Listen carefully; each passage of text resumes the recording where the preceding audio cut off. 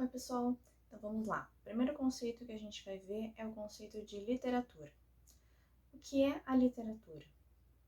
Bom, eu acho que foi Voltaire que disse que literatura é uma daquelas palavras que aparece nas diversas línguas e que é volátil, a gente não consegue depreender um único significado para a palavra. Mas antes da gente pensar na literatura, vamos pensar na questão, por exemplo, do contar histórias. Contar histórias é algo que faz parte da humanidade há muitos e muitos anos. E hoje mesmo a gente conta histórias quase que o tempo todo. É como se tentássemos ir ao médico sem contar uma história. Se a gente vai ao médico ou à médica, eles vão perguntar pra gente o que está acontecendo, quando os sintomas começaram. E ali a gente vai desvendar toda uma história.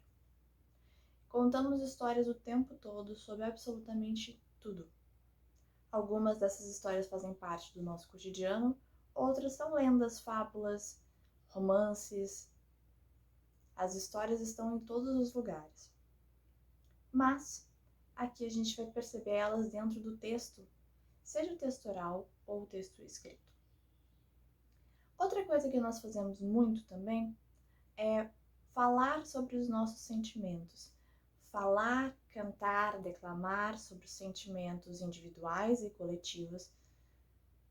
E isso tudo é literatura. A literatura, primeiro oral, surge há muito tempo. E eu não vou precisar dados porque eu não sou historiadora, mas eu gosto de uma definição do Lévi-Strauss, quando ele fala de mito e música.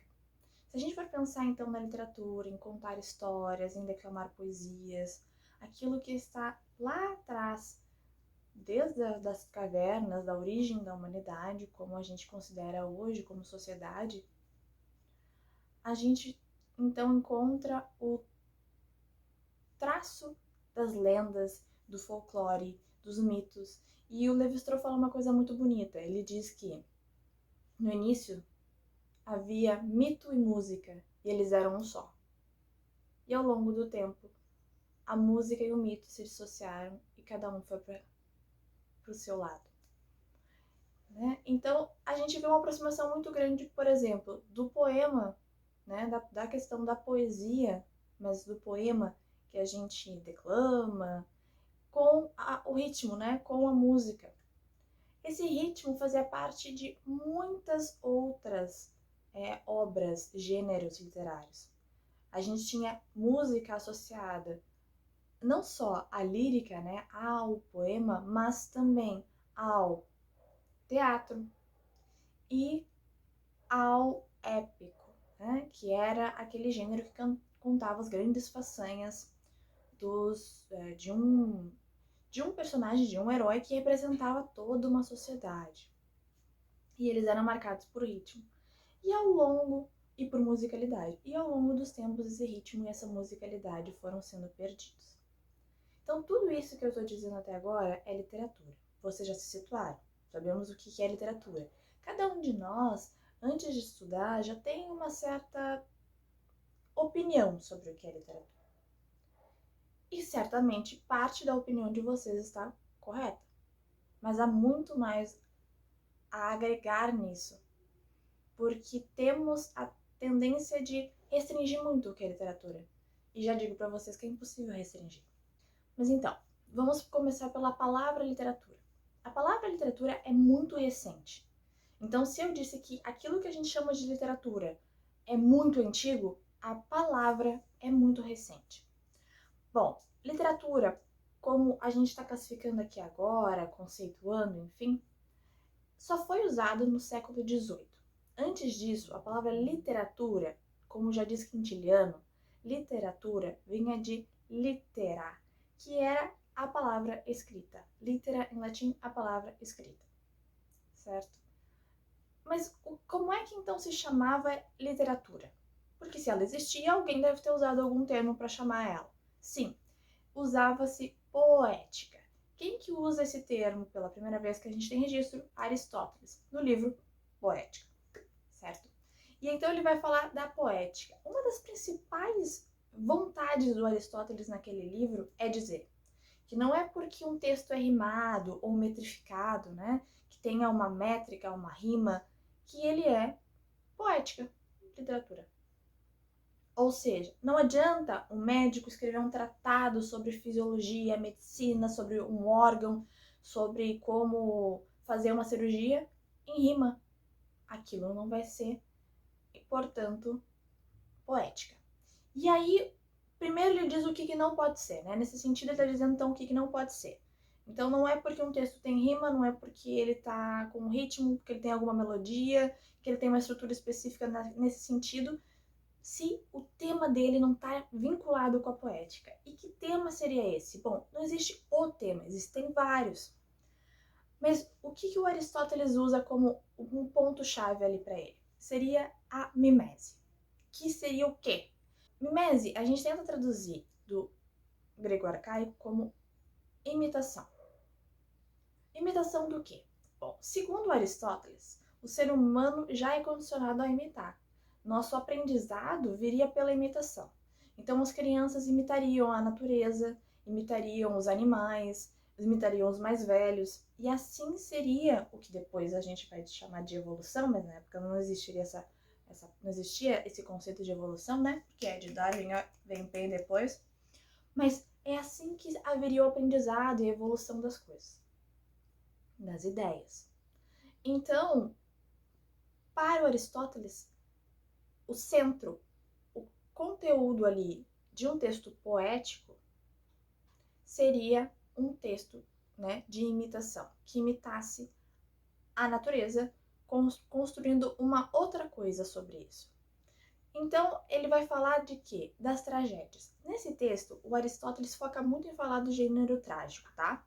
Ele fala um pouco por ali dos outros, mas é a tragédia que ele resolve analisar. Então, na tragédia, ele vai nos dizer, por exemplo, que a tragédia traz a imitação de seres superiores. Quem são esses seres superiores? Os heróis. Quem são os heróis? Figuras relevantes para uma sociedade, e aí aqui a gente tem uma ficção, tá? Não necessariamente a pessoa precisa existir, né? Mas então, pessoa relevante para aquela sociedade, que nela a gente pense que tem todas as glórias, as honras, as boas características daquela sociedade, tá? Então, se aquela sociedade era conhecida por ser leal, por ser corajosa, esse personagem vai ser tudo isso, porque ele está representando esse ser superior que identifica o poder daquela sociedade. E o fato de que aquela sociedade tem que ser respeitada. E aí, essa imitação toda está imbuída dentro deste ser que é o herói. Na tragédia, a gente sabe que, tragédia você já deve imaginar, né? Que a coisa começa bem e termina lá embaixo. Mas é isso aí mesmo. No épico é justamente o contrário. Começa lá embaixo e termina tudo super bem. O herói vence e na tragédia o herói vai ladeira abaixo mesmo. Mas então a gente já tem a primeira definição de poética. E aí, cuidado, gente, quando eu falo poética, eu tô falando daquilo que a gente tá pensando em literatura mesmo, tá? Daquela coisa mais abrangente. Não confundam poética com poema, poesia, não é nada disso, tá? O que o Aristóteles estava falando é disso que daqui a pouco a gente vai chamar de literatura. Daqui a pouco não, né? Porque o Aristóteles falou isso lá antes de Cristo, e o daqui a pouco seria século XVIII. Mas vocês entenderam. Depois do Aristóteles teve mais alguém? Teve, obviamente. A gente falou do Aristóteles era grego, né? Mas os romanos não ficariam para trás, os antigos romanos, claro que não. Nós temos Horácio, e o Horácio tem várias coisas interessantíssimas na arte poética dele. O texto Arte Poética, ou Epístola ad Pisones, em latim, é uma carta.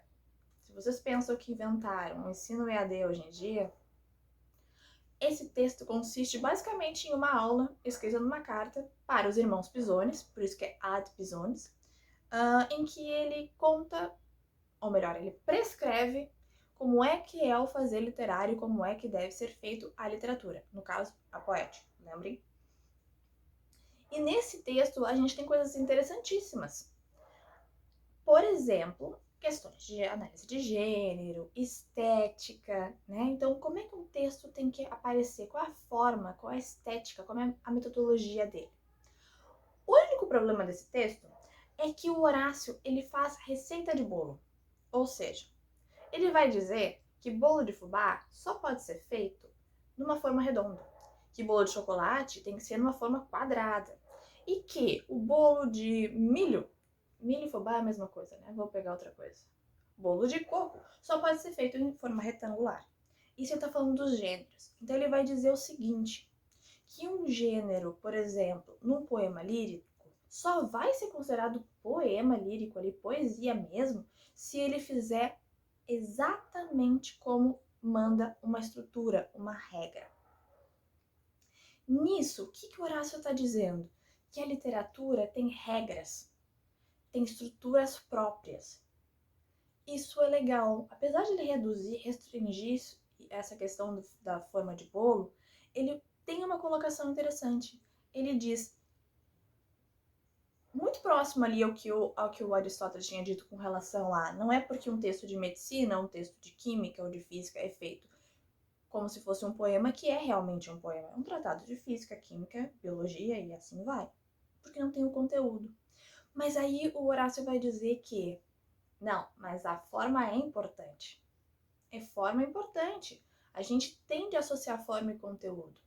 Então, não é todo texto que tem a forma literária que vai ser considerado literatura, mas a forma pode sim ser um ponto de partida de análise. Observar a forma, a estética de como aquele texto se apresenta. Nesse sentido, a gente pode pensar, né? A gente pode comparar, por exemplo, o poema de Gonçalves Dias e o poema de Manuel Bandeira e observar como a forma, não só o conteúdo, mas como a forma modifica de um para o outro. Como os escritores usam, né, os poetas usam da língua, da linguagem para falar de sentimentos, só que de formas de estruturas totalmente diferentes. E qual é o impacto final? Qual a estética disso com o leitor? Então, esse apontamento do Horácio é interessante. Sim, vamos pensar na forma também. Vamos dar um salto, então, na história, baita salto. A gente vai chegar na Rússia, no formalismo russo, que é o pessoal que está ali no início do século XX, fim do XIX, pensando, mas o que é literatura? O que acontece nesse momento? Nesse momento a gente tem aquele boom. Se a gente for pensar lá, lembra de Saussure, que queria transformar a linguística numa disciplina? Dizer, não, linguística estuda isso, serve para isso, funciona assim. Os formalistas russos sentiram essa mesma necessidade com a literatura. Tá, mas o que é literatura? O que é isso? Então, vamos ver. Aqui a gente já está usando a palavra literatura, que foi cunhada para esses fins lá no 18, tá? Então, a gente já chega aqui no início do 20 com o termo literatura. Mas o que é literatura? E aí os formalistas russos decidem, não, a gente vai descobrir o que é literatura e vai dizer o que a literatura estuda, como ela funciona e como é que a gente fixa ela como disciplina. Então a gente tem essa parte do cientificismo, né? A gente tem que transformar a literatura como uma disciplina para colocar ela em tamanha importância com outras áreas. Nesse sentido, o formalismo russo vai dizer que a literatura tem uma característica que é a literariedade. A literariedade seria um aspecto que a literatura tem de trabalhar a linguagem em que ela, por exemplo, pode quebrar regras da norma, da gramática normativa. Ela pode fazer isso, pode, não só pode, como faz, por exemplo, em poemas, para que haja rima, para trabalhar com sentidos, ou num romance, para trazer o linguajar de uma personagem específica que não necessariamente é uma pessoa extremamente letrada. Então, não é porque o texto quebra a regra gramatical que ele não é um bom texto. Na verdade, os formalistas russos vão apontar em certos momentos que é justamente isso que a literatura faz, de muitas formas. Quebra regras. Quebra regras, não por quebrar regras, mas para construir um sentido.